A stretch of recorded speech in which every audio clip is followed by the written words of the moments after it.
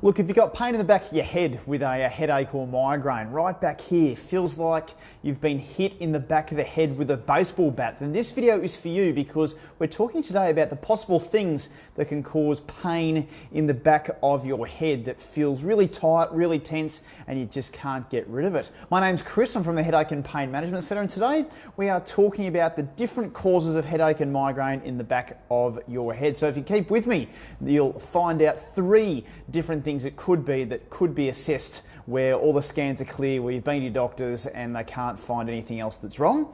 And these 3 things can be very, very helpful if you are having pain at the back of your head. If you are joining us, type in below, say hello. Feel free to ask any questions. I'll answer them for you from there. So here's the first one.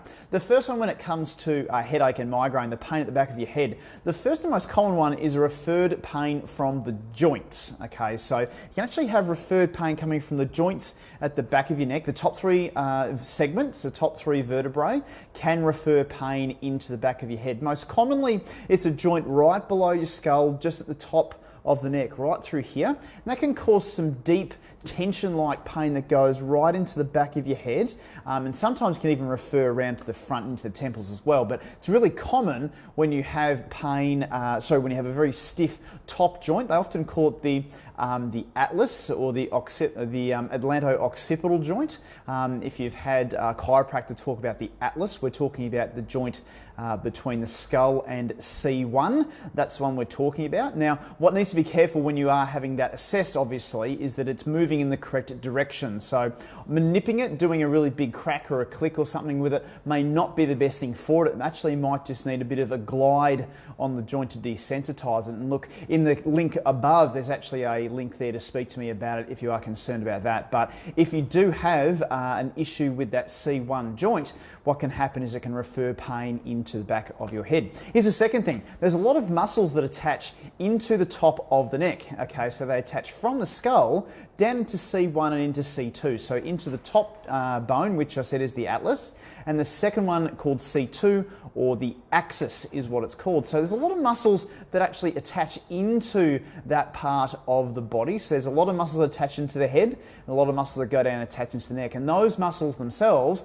can refer pain into your head. So even though it feels like your head is the issue there, it's the muscles themselves which are referring the pain. So some of the muscles are called the suboccipitals, the occipital muscles, rectus capitis. There's a whole swathe of little ones that can refer pain into the back of the head, and they're really important. You can often get a stretch for those by getting back and stretching gently upwards, and you can get a stretch in the back of the head. And if you want me to show you how to do that in the clinic, there is actually a link in the thing above if you do want to talk to me about that. Because yeah, I love talking about muscles because they're really a lot forgotten about when it comes to headaches.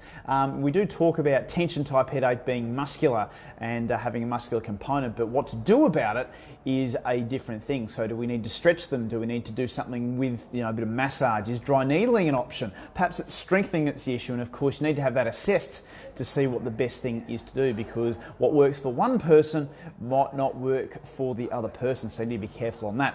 The third one that can refer pain into the back of the head there is a nerve issue. Okay, now this is far rarer.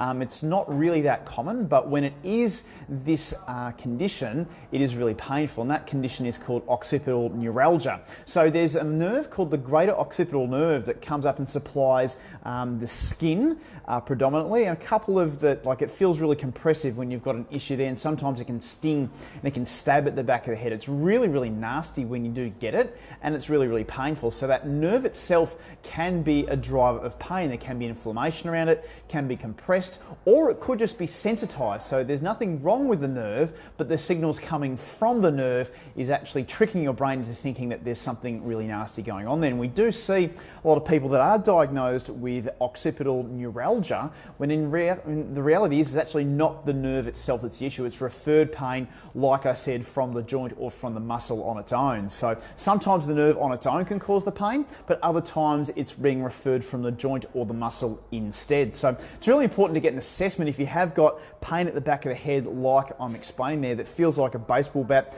feels really compressive there. And if you do want to have a chat to me, the link is up above there, because look, it is something that does go underdiagnosed. It can be just diagnosed as a tension type headache, where it's a lot of paracetamol being or other things that are being prescribed to try to wind them down. Perhaps some stretching or some movement might do a little bit of a trick, but not the whole thing. So you need to actually look at the entire picture. What's sensitizing the whole system? Is it your nerve, the muscle, the joint? Is it something that's a combination? Because when we're talking about pain of any type, it's all about the sensitivity of the nervous system that is the issue, and all of those other things are driving that sensitivity to happen. So if it's your muscle, if it's your joint, if it's your nerve, it does need to be assessed, needs to be checked out. And if it is something that does resonate with you, if you are still watching, it means that you probably are having some issues with this, because hey, if you weren't having it, if you weren't interested, you wouldn't be watching. So if that is you, type in headache underneath in the comments, or you can just start a chat with me in the comments above,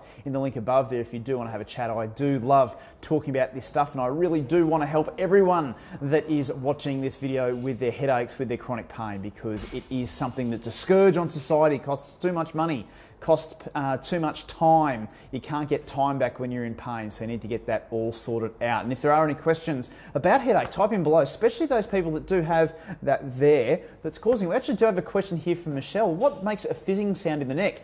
Interesting question. What it talks about, sounds in the neck. Fizzing, I'd have to ask exactly what you mean by that. But when you do have a bit of noise in the neck, or it's a bit cracky or clicky or kind of grindy, a bit of a hissing noise when you're turning, what can actually be is the joint surfaces. When the joint surfaces move, you actually got fluid inside the joints there that swish around in the neck. And what happens when you have that cracking or clicking or fizzing or hissing or that sort of noise in your neck, it's actually the neck moving around and that fluid in the joint moving through. So it's actually nothing to do with the bones, it's nothing to do with any of that.